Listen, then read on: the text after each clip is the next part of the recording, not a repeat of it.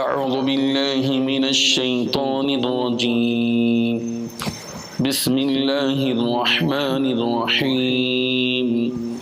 وإذ جعلنا البيت مثابة للناس وأمنا واتخذوا من مقام إبراهيم مصلى وعهدنا إلى إبراهيم وإسماعيل أن طهرا بيتي للطائفين والعاكفين والركع السجود صدق اللہ العظیم۔ حاضرین و ناظرین، یہ سورہ بقرہ کی ایک آیت ہے جس کی تلاوت کی گئی، آیت نمبر 125 125۔ اللہ تبارک و تعالیٰ نے اس آیت میں کعبۃ اللہ کا تذکرہ فرمایا ہے، اور کعبۃ اللہ کو لوگوں کے جمع ہونے کا مرکز اور منبع اور سرچشمہ قرار دیا ہے، اور پھر اس کعبۃ اللہ کو، بیت اللہ کو امن کا گہوارہ قرار دیا ہے، اور پھر اللہ تبارک و تعالیٰ نے مقام ابراہیم کو نماز کی جگہ بنانے کا اس میں حکم بھی دیا ہے، اور اسی طریقے سے اس آیت میں اس بات کا بھی تذکرہ ہے، جبکہ اللہ تعالیٰ نے حضرت ابراہیم حضرت اسماعیل دونوں کو اس بات کا حکم دیا تھا جب انہوں نے کعبۃ اللہ کی تعمیر کی تھی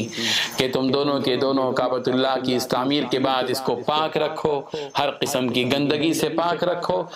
ان لوگوں کے لیے جو یہاں طواف کے لیے آتے ہیں، ان لوگوں کے لیے جو یہاں اعتکاف رکھتے ہیں، اور ان لوگوں کے لیے جو یہاں رکوع اور سجدہ کرتے ہیں۔ اللہ تعالیٰ اسی حقیقت کو یوں بیان فرماتے ہیں، وَإِذْ اس وقت کو یاد کرو، اور اس وقت کو یاد کرو جبکہ جعلنا البیت، ہم نے بنایا بیت کو، گھر کو، یعنی بیت اللہ کو، مثابۃ للناس، لوگوں کی جگہ جمع ہونے کا، لوگوں کے لوٹ کر آنے کی جگہ بنایا۔ ثابہ یثوب سے مثابہ ہے لوٹ کر آنے کی جگہ،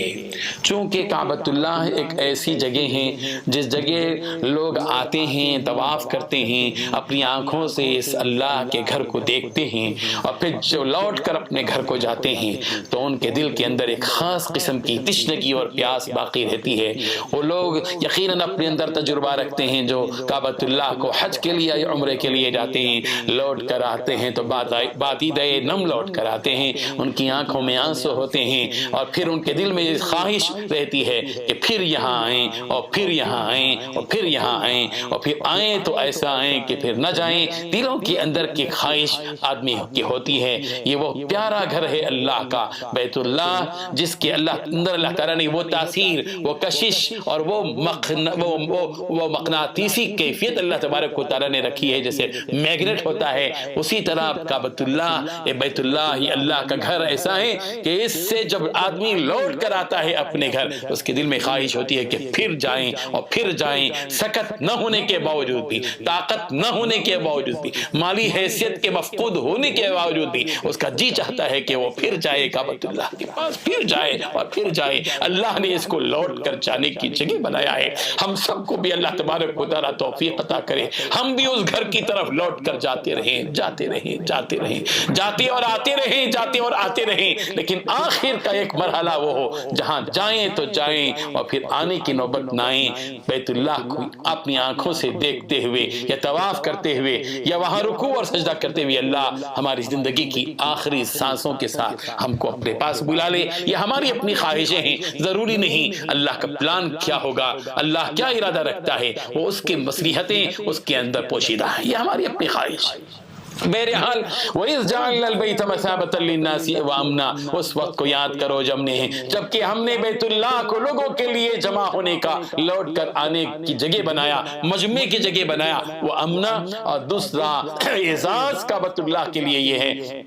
کہ ہم نے اس کو امن کا گہوارہ بنایا. یہاں امن ہی امن ہے، امن ہی امن رہا ہے. زمانے جاہلیت میں عرب کے لوگ لڑا کرتے تھے، بڑی بڑی جنگیں ہوتی تھی، آپس میں برسوں تک لڑتے تھے، لیکن بیت اللہ پر کبھی حملہ آور نہیں ہوئے. زمانے جاہلیت میں بھی اس کعبۃ اللہ کا تقدس موجود تھا. مشرکین بھی اس کو اپنی نظروں میں ایک عظمت کی نگاہ سے اس کو دیکھا کرتے تھے. اور کعبۃ اللہ امن کی جگہ رہا آج تک کی تاریخ میں، اور آج بھی امن کی جگہ ہے، اور انشاءاللہ قیامت تک بھی اس میں امن رہے گا. اس کے بعد اللہ تبارک و تعالیٰ نے فرمایا وَاتَّخِذُوا مِن مَقَامِ إِبْرَاهِيمَ مُصَلًّى، اور تم مقام ابراہیم کو نماز کی جگہ بناؤ. یہ مقام ابراہیم کیا ہے؟ مقام ابراہیم کی تعریف یہ ہے کہ حضرت ابراہیم علیہ السلام جب خانہ کعبہ کی تعمیر کر رہے تھے تو ایک پتھر پر کھڑے ہو کر تعمیر کر رہے تھے، اور جس پتھر پر کھڑے ہو کر وہ تعمیر کرتے تھے زینے کے طور پر، سیڑھی کے طور پر گویا اس پتھر کا استعمال ہوتا تھا. حضرت اسماعیل گارا، مٹی، چونا جو بھی لا کر دیتے تھے اور اینٹیں لا کر دیتے تھے. حضرت ابراہیم علیہ السلام اینٹوں پر اینٹیں رکھ کر کعبۃ اللہ کی دیواریں بناتے تھے. اور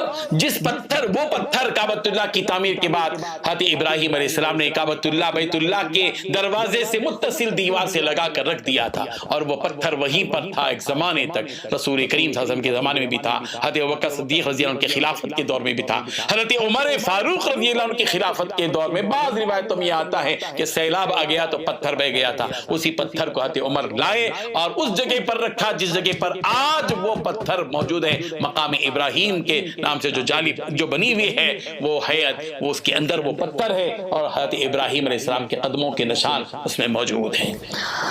2 رکعت نماز وہاں نماز پڑھنے کا حکم دیا. وَاتَّخِذُوا مِن مَقَامِ إِبْرَاهِيمَ مُصَلًّى، مقام ابراہیم کو نماز کی جگہ بناؤ. یا اسی لیے جب طواف کرتے ہیں تو مقام ابراہیم کے پاس حجاج کرام اور عمرہ کرنے والے طواف کے بعد جو ہے وہاں 2 رکعت نماز ادا کرتے ہیں. اس کے بعد اللہ تبارک و تعالی نے فرمایا وَعَهِدْنَا إِلَىٰ إِبْرَاهِيمَ وَإِسْمَاعِيلَ أَن طَهِّرَا بَيْتِيَ لِلطَّائِفِينَ وَالْعَاكِفِينَ وَالرُّكَّعِ السُّجُودِ.